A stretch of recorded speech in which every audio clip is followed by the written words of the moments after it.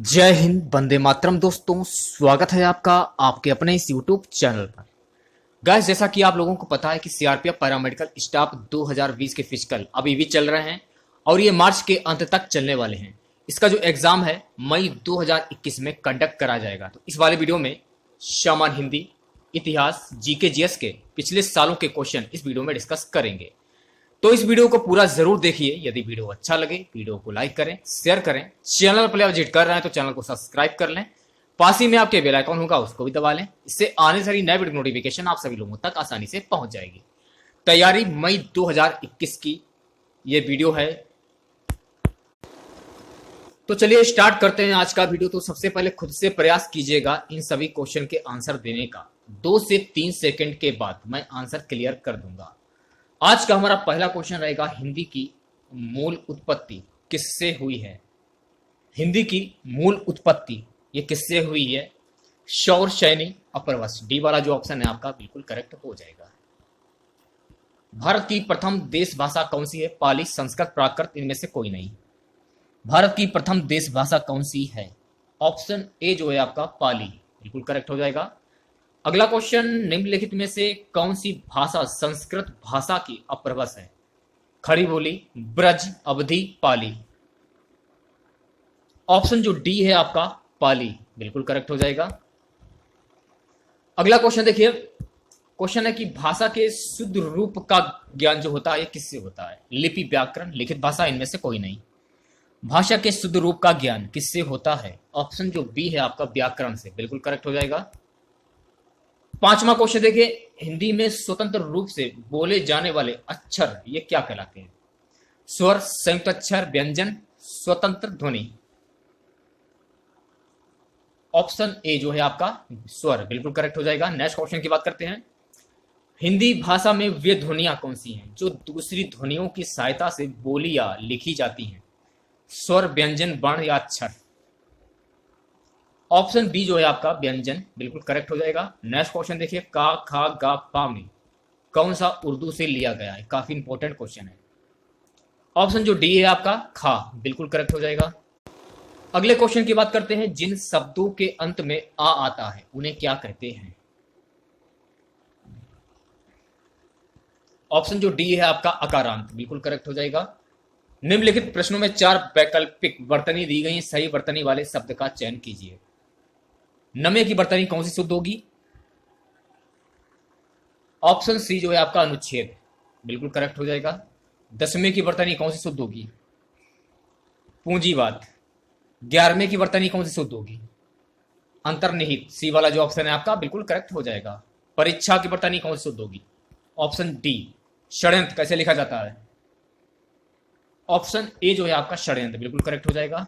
इत्यादि, इति, धन, आदि, ऐसे ही लिखा जाएगा। तो यहाँ पे कौन संधि होगी? यण संधि हो जाएगी। ए वाला जो ऑप्शन है आपका बिल्कुल करेक्ट हो जाएगा। हाँ, पुनर्जन्म की संधि कौन सी होगी? पुनर्जन्म, पुनर्धन जन्म। बी वाला जो ऑप्शन है आपका बिल्कुल करेक्ट हो जाएगा। देखिएगा, जितने भी मैं आपको क्वेश्चन बता रहा हूँ बहुत ही अच्छे लेवल के और यूनिक क्वेश्चन है। मैं आप लोगों को जितने मॉक टेस्ट और लाइव टेस्ट देता हूँ उन सभी को सॉल्व जरूर किया करें आप लोग, ताकि आपकी स्पीड बन जाए और जो भी क्वेश्चन आपकी नज़र में आए वो आपके माइंड में फीट हो जाए। अगला क्वेश्चन है, कौन सा शब्द सकर्मक क्रिया है? लिखना, हंसना, रोना या फिर सोना। ऑप्शन ए जो है आपका लिखना, ये एक सकर्मक क्रिया है। 20वां क्वेश्चन देखिए, शब्दकोश में कौन सा शब्द सबसे पहले आएगा? तो शब्दकोश में कौन सा शब्द सबसे पहले आएगा? असमयक। ए वाला जो ऑप्शन है आपका बिल्कुल करेक्ट हो जाएगा। अगला क्वेश्चन देखिए, चंद्रोदय में संधि कौन सी है? दीर्घ संधि, गुण संधि, वृद्धि संधि, यण संधि। चंद्रोदय में होगी प्रयुक्त संधि, ऑप्शन ए गुण संधि। बी वाला जो ऑप्शन है आपका बिल्कुल करेक्ट हो जाएगा। अगला क्वेश्चन देखिए, निर्वाद में कौन सा समास है? कर्मधारय समास, अव्ययभाव समास, तत्पुरुष, बहुप्रिय। निर्वाद में कौन सा समास है? बहुत ही इंपॉर्टेंट क्वेश्चन है गाइस आप लोगों के लिए। यहां पर हो जाएगा अव्ययभाव समास। ए बी वाला जो ऑप्शन है आपका बिल्कुल करेक्ट हो जाएगा। उत्कर्ष का विलोम शब्द क्या होगा?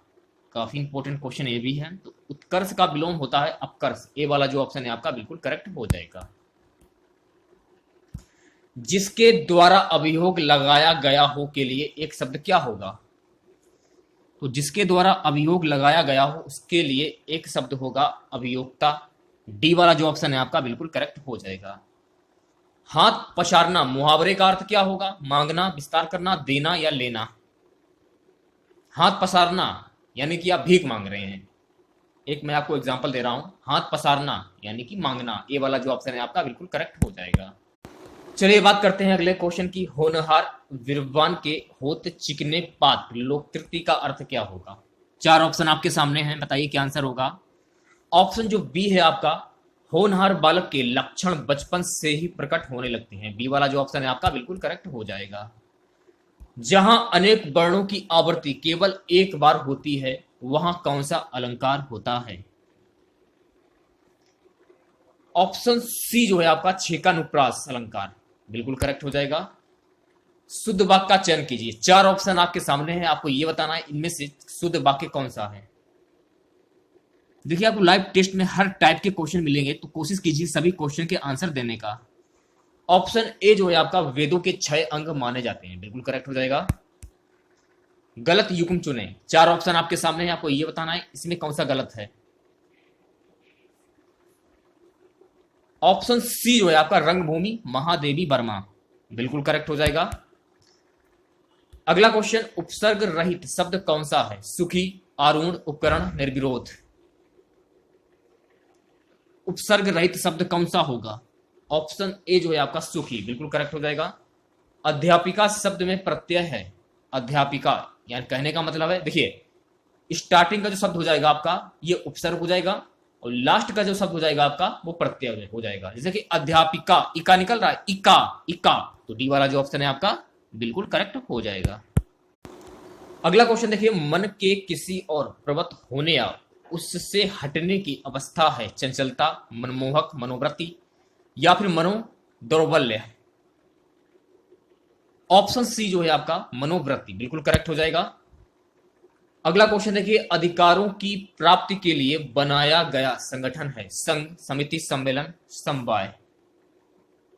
तो अधिकारों की प्राप्ति के लिए बनाया गया संगठन है संघ। ए वाला जो ऑप्शन है आपका बिल्कुल करेक्ट हो जाएगा। अगले क्वेश्चन की बात कर लेते हैं। अनेकार्थक शब्द है घंटा, मिनट, सेकंड, कॉल। अनेकार्थक शब्द ऑप्शन जो डी है आपका काल, बिल्कुल करेक्ट हो जाएगा। अगला क्वेश्चन देखिए, क्षुधा शब्द का विलोम क्या होगा? तृष्णा, तृष्ण, तृप्त या मृग तृष्णा। क्षुधा शब्द का विलोम शब्द ऑप्शन सी जो है आपका तृप्त, बिल्कुल करेक्ट हो जाएगा। अगला क्वेश्चन देखिए, कर्ण को अधिरथ सूत कहा जाता है। अधिरथ का अर्थ क्या होता है? रथ हाँकने वाला, रथ बनाने वाला, कोषाध्यक्ष, चौकीदार। रथ हाँकने वाला, ए वाला जो ऑप्शन है आपका बिल्कुल करेक्ट हो जाएगा। अगले क्वेश्चन की बात करते हैं। पानी गहना उबरे के लेखक कौन है? कबीर, रहीम, तुलसी, सूरदास। पानी गहना उबरे इसके लेखक होंगे ऑप्शन बी रहीम। बी वाला जो ऑप्शन है आपका बिल्कुल करेक्ट हो जाएगा। अगला क्वेश्चन, वैदेही वनवास पुस्तक के लेखक कौन है? बिहारी, भारतेंदु हरिश्चंद्र, मैथिली शरण गुप्त, अयोध्या सिंह अरिहौत। ऑप्शन जो डी है आपका अयोध्या सिंह अरिहौत, बिल्कुल करेक्ट हो जाएगा। दोहा और चौपाई ये कैसे छंद है? मात्रिक छंद, मुक्त छंद, वाणिक छंद या वर्णिक छंद।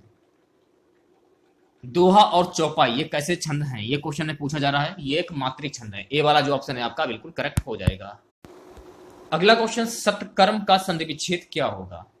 सत्कर्म ऑप्शन सी जो है आपका सतधन कर्म। यदि पूछा जाए कि सत्कर्म में कौन सी संधि है, ये भी तो पूछा जा सकता है, तो आपको ध्यान में रखना है कि सत्कर्म में व्यंजन संधि है। रीजन क्या है? देखिए जब आप इसको तोड़ते हैं तो यही बनेगा सत धन कर्म। तो इस हलंत के माध्यम से आप पता कर पाएंगे कि यह व्यंजन संधि है। दही बड़ा में कौन सा समास है?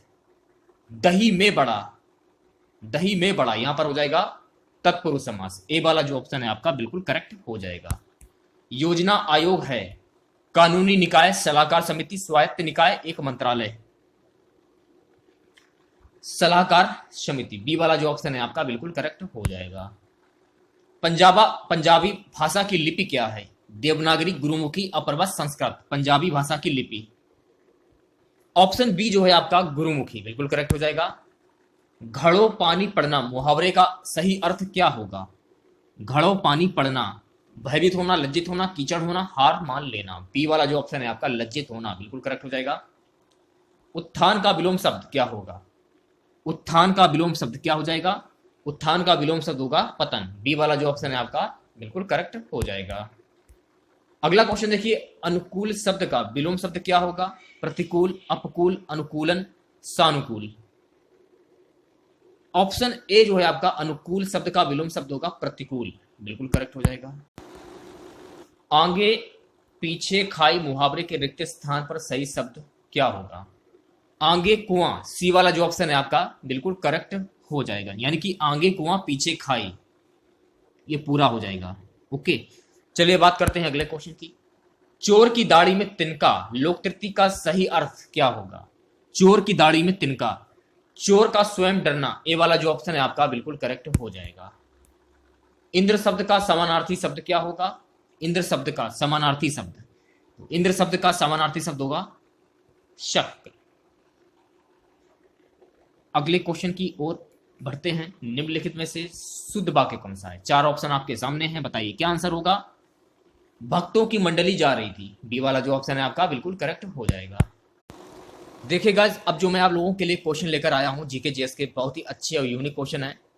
इन क्वेश्चन के आंसर आपको नहीं बताने हैं, सिर्फ आपको क्वेश्चन को समझना है कि क्वेश्चन में बोल क्या रहा है और आंसर क्या होगा। तो सबसे पहले हम लोग डिस्कस करेंगे प्राचीन इतिहास के क्वेश्चन की, वैदिक सभ्यता। क्वेश्चन है कि गोपत ब्राह्मण संबंधित है, तो गोपत ब्राह्मण संबंधित है अथर्ववेद से, सी वाला जो ऑप्शन है आपका बिल्कुल करेक्ट हो जाएगा। गोपत ब्राह्मण अथर्ववेद का ब्राह्मण ग्रंथ है। इतरेय एवं कौशिताकी नामक ब्राह्मण ऋग्वेद का शतपथ एवं तैत्तिरीय ब्राह्मण यजुर्वेद का तथा पंचविंश या तांड ब्राह्मण सामवेद का ब्राह्मण ग्रंथ है। इस क्वेश्चन से आप लोगों को इतनी जानकारी प्राप्त हो जाती है। अगला क्वेश्चन देखिए, नए नार कौन थे? नए नार, तो ये नए नार जो थे शैव धर्मानुयायी थे, बी वाला जो ऑप्शन है आपका बिल्कुल करेक्ट हो जाएगा। दक्षिण भारत में पूर्व मध्यकाल में भगवान विष्णु की उपासना करने वाले अलवार और भगवान शिव की उपासना करने वाले नयनार कहलाए। वल्लभी विश्वविद्यालय कहां पर स्थित है? काफी इंपॉर्टेंट क्वेश्चन है। वल्लभी विश्वविद्यालय ये गुजरात में स्थित है। वल्लभीपुर प्राचीन भारत का एक नगर था जो 5वीं से 8वीं शताब्दी तक मैत्रक वंश की राजधानी रहा। यह पश्चिमी भारत के सौराष्ट्र में और बाद में गुजरात राज्य के भावनगर के बंदरगाह पश्चिमोत्तर में खंपात की खाड़ी के मुहाने पर स्थित था। मान्यता अनुसार इसकी स्थापना 470 ईस्वी में मैत्रक वंश के संस्थापक सेनापति भट्टराक ने की थी। यहाँ की प्रसिद्धि कारण वल्लभी विश्वविद्यालय था जो तक्षशिला तथा नालंदा की परंपरा में था। अगला क्वेश्चन, हीनयान अवस्था का विशालतम एवं सर्वाधिक विकसित शैलकृत क्षेत्रगृह स्थित है। ऑप्शन सी जो है आपका कार्ले। हीनयान अवस्था का विशालतम एवं सर्वाधिक विकसित शैलकृत क्षेत्रगृह कार्ले लोनावाला महाराष्ट्र में स्थित है। सभी क्वेश्चन काफी इंपॉर्टेंट हैं, अच्छे से देखिए, आप लोग पढ़िए। अगला क्वेश्चन है, सतपर्णी गुफा ये कहां पर स्थित है? सतपर्णी गुफा राजगृह में स्थित है, सी वाला जो ऑप्शन है आपका बिल्कुल करेक्ट हो जाएगा। प्रथम बौद्ध संगीत अजातशत्रु के शासन काल में राजगृह स्थित सप्तपर्णी गुफा में 483 ईस्वी पूर्व में संपन्न हुई थी।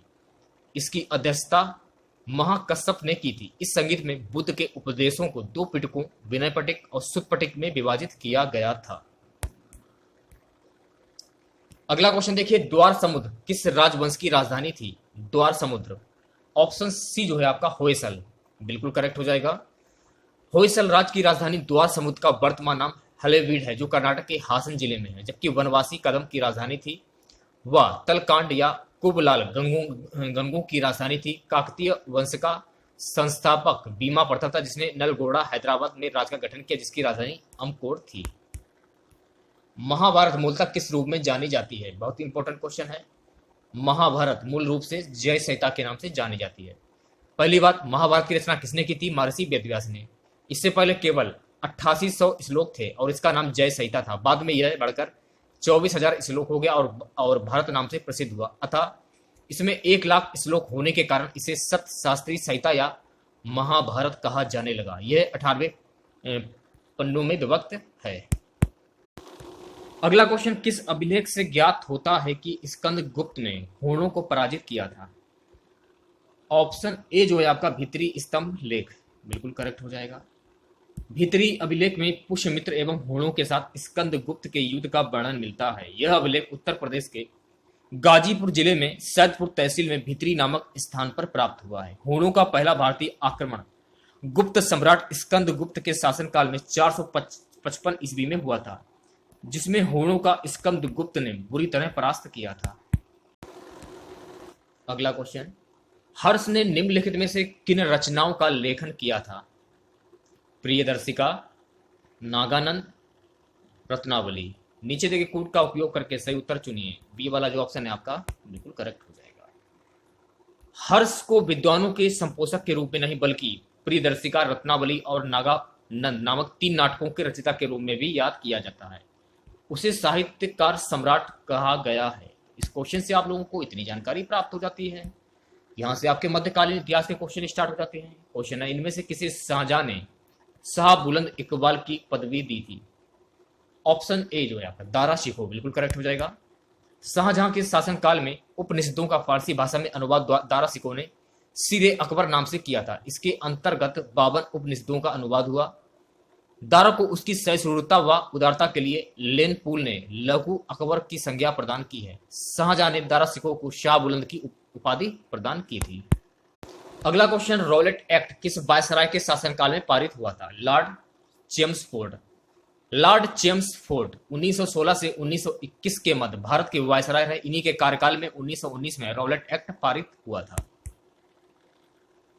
12वां क्वेश्चन, भारतीय स्वतंत्रता अधिनियम 1947 प्रभावी हुआ था? ऑप्शन सी जो है आपका 18 जुलाई 1947 ईस्वी को। ब्रिटिश संसद द्वारा 18 जुलाई 1947 को भारतीय स्वतंत्रता अधिनियम पारित किया गया, जिसमें भारत और पाकिस्तान की स्थापना के लिए 15 अगस्त 1947 की तिथि निश्चित की गई। तो इस क्वेश्चन से आप लोगों को इतनी जानकारी प्राप्त हो जाती है। अगले क्वेश्चन की बात करते हैं। ब्रिटिश वस्तुओं के बहिष्कार को राष्ट्रीय नीति के रूप में अपनाया गया था सन 1905 ईस्वी में। डी वाला जो ऑप्शन है आपका बिल्कुल करेक्ट हो जाएगा। लॉर्ड कर्जन ने 20 जुलाई 1905 ईस्वी को बंगाल विभाजन की घोषणा की, जिसके परिणाम स्वरूप 7 अगस्त 1905 को कलकत्ता ने के टाउन हॉल में स्वदेशी आंदोलन की घोषणा की गई। इसी बैठक में ऐतिहासिक बहिष्कार प्रस्ताव भी पारित हुआ। अगला क्वेश्चन देखिए, फूट डालो और राज करो की रणनीति अपनाई गई थी किसके द्वारा? लॉर्ड कर्जन के द्वारा। काफी इंपॉर्टेंट क्वेश्चन ये भी है आप लोगों के लिए। फूट डालो राज करो की नीति की जिम्मेदार सामान्य तौर पर लॉर्ड कर्जन को माना जाता है, मगर लोक सेवा आयोग द्वारा जारी उत्तर कुंजी के अनुसार लॉर्ड मिंटो को फूट डालो और राज करो की रणनीति अपनाने वाला बताया गया है। अगला क्वेश्चन, गदर पार्टी का मुख्यालय कहां स्थित है? सैन फ्रांसिस्को में। ये वाला जो ऑप्शन है आपका बिल्कुल करेक्ट हो जाएगा। 1913 ईस्वी में सोहन सिंह भाकरा ने Hindustan association of the Pacific coast नामक संस्था की स्थापना की। इस संस्था ने गदर नामक एक अखबार निकाला, जिसमें इस संस्था के नाम का भी गदर पार्टी पड़ गया। इसका मुख्यालय सैन फ्रांसिस्को संयुक्त राज्य अमेरिका में था। चलिए बात करते हैं नेक्स्ट क्वेश्चन की। इनमें से कौन उग्र राष्ट्रवाद के उल्लेखनीय नेताओं में से नहीं था? ऑप्शन ए जो है आपका गोपाल कृष्ण गोखले, बिल्कुल करेक्ट हो जाएगा। 1906 ईस्वी के बाद भारतीय राजनीति में कांग्रेस के अंदर उग्रवादी दल के उदय के साथ साथ देश में क्रांतिकारी उग्रवादी दलों का भी आविर्भाव हुआ। उग्रवादी विचारधारा के 4 प्रमुख नेता थे: बाल गंगाधर तिलक, लाला लाजपत राय, बिपिन चंद्र पाल तथा अरविंद घोष। अगला क्वेश्चन देखिए, इनमें से किसे दी ग्रैंड ओल्ड मैन के नाम से जाना जाता है? दादा भाई नौरोजी। सी वाला जो ऑप्शन है आपका बिल्कुल करेक्ट हो जाएगा। दादा भाई नौरोजी दी ग्रैंड ओल्ड मैन धन के बहिर्गमन के सिद्धांत के सबसे पहले और सर्वाधिक कट्टर प्रतिपादक थे। उन्होंने अपने लेखों में England, duty to India, property and unBritish rule in India, the point and means of India तथा on the commerce of India के माध्यम से धन के बहिष्कार सिद्धांत को प्रतिपादित किया। अगला क्वेश्चन देखिए, इनमें से कौन भारतीय संविधान सभा का अध्यक्ष था? ऑप्शन ए जो है आपका डॉक्टर राजेंद्र प्रसाद, बिल्कुल करेक्ट हो जाएगा। 9 दिसंबर 1946 को संविधान की प्रथम बैठक की अध्यक्षता अस्थायी अध्यक्ष डॉक्टर सच्चिदानंद सिन्हा ने की थी। 11 दिसंबर 1946 को संविधान सभा ने डॉक्टर राजेंद्र प्रसाद को निर्विरोध संविधान सभा के स्थायी अध्यक्ष के रूप में चुना। अगला क्वेश्चन, स्वतंत्रता का नवग्रहित तिरंगा पहली बार कब लहराया गया?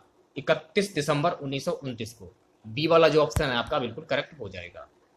दिसंबर 1929 में पंडित जवाहरलाल नेहरू की अध्यक्षता में कांग्रेस का ऐतिहासिक लाहौर अधिवेशन हुआ, जिसमें संबंधित प्रस्ताव के पारित होने के बाद नेहरू ने पूर्ण स्वराज का उपलक्ष्य घोषित किया। जैसे ही 31 दिसंबर 1929 को मध्य रात्रि का घंटा बजा, कांग्रेस अध्यक्ष जवाहरलाल नेहरू ने रावी के तट पर भारतीय स्वतंत्रता का नवग्रह तिरंगा झंडा फहराया। अगले क्वेश्चन की बात करते हैं। भूदान आंदोलन का प्रारंभ सर्वप्रथम किस राज्य में हुआ था? ऑप्शन ए जो है आपका आंध्र प्रदेश बिल्कुल करेक्ट हो जाएगा।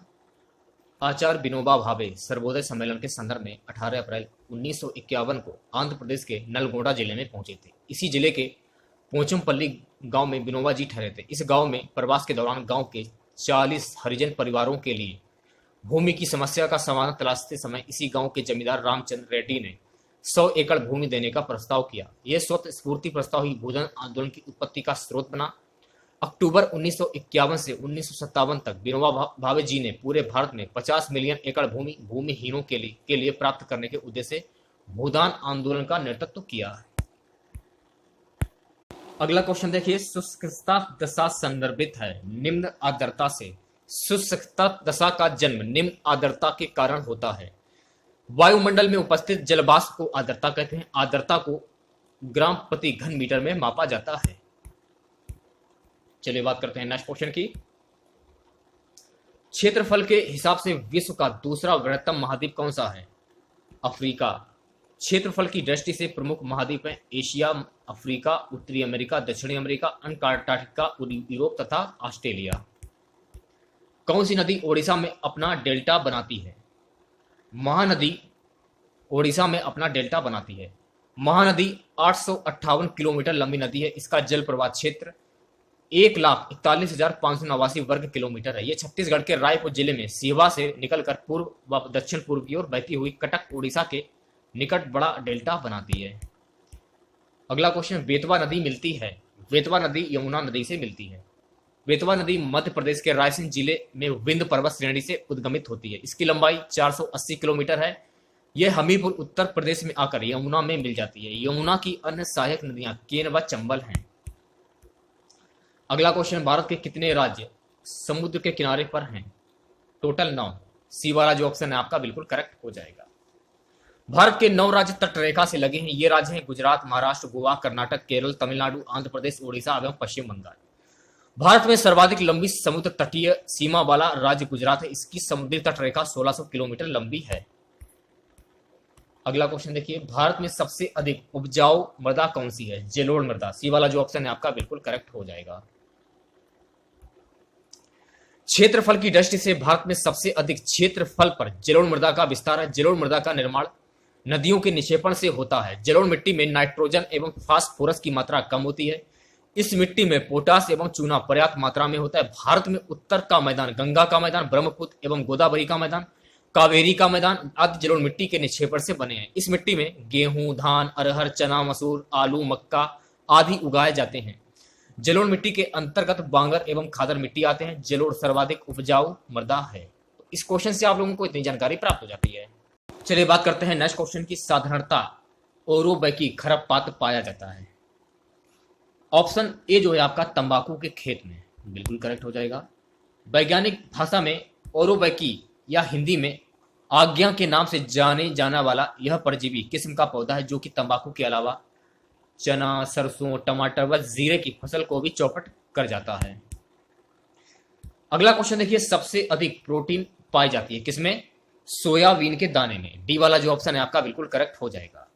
सोयाबीन मानव पोषण एवं स्वास्थ्य के लिए बहुउपयोगी खाद्य पदार्थ है। सोयाबीन एक महत्वपूर्ण खाद्य स्रोत है। इसमें 33% प्रोटीन, 22% वसा, 21% कार्बोहाइड्रेट, 12% नमी तथा 5% भस्म होती है। सोयाबीन के इम्यूनोग्लोबुलिन अंग की संरचना पशु प्रोटीन के समकक्ष होती है। अगला क्वेश्चन। बासमती चावल की रोपाई हेतु उपयुक्त बीज दर है 20 से 30 किलोग्राम हेक्टेयर। डी वाला जो ऑप्शन है आपका बिल्कुल करेक्ट हो जाएगा। बासमती भारत की लंबे चावल की उत्कृष्ट किस्म है। इसका वैज्ञानिक नाम है ओराजिया सैटिवा। यह अपने खास स्वाद और मोहक खुशबू के लिए प्रसिद्ध है। भारत चावल की इस किस्म का विश्व में सबसे बड़ा उत्पादक और निर्यातक दोनों है। यह चावल 2 प्रकार का होता है, श्वेत और भूरा। इसकी रोपाई हेतु उपयुक्त बीज दर है 20 से 30 किलोग्राम प्रति हेक्टेयर। आज का हमारा सबसे लास्ट क्वेश्चन रहेगा, मुद्रा के अवमूल्यन का परिणाम है देश के निर्यातों का बढ़ना और आयातों का घटना। यदि किसी मुद्रा का विनिमय मूल्य अन्य मुद्राओं की तुलना में जानबूझकर कम कर दिया जाता है तो इसे उस मुद्रा का अवमूल्यन कहते हैं। यह अवमूल्यन परिस्थितियों के अनुसार सरकार स्वयं करती है। देश में निर्यातों का बढ़ाना एवं आयातों का घटना मुद्रा के अवमूल्यन का परिणाम होता है।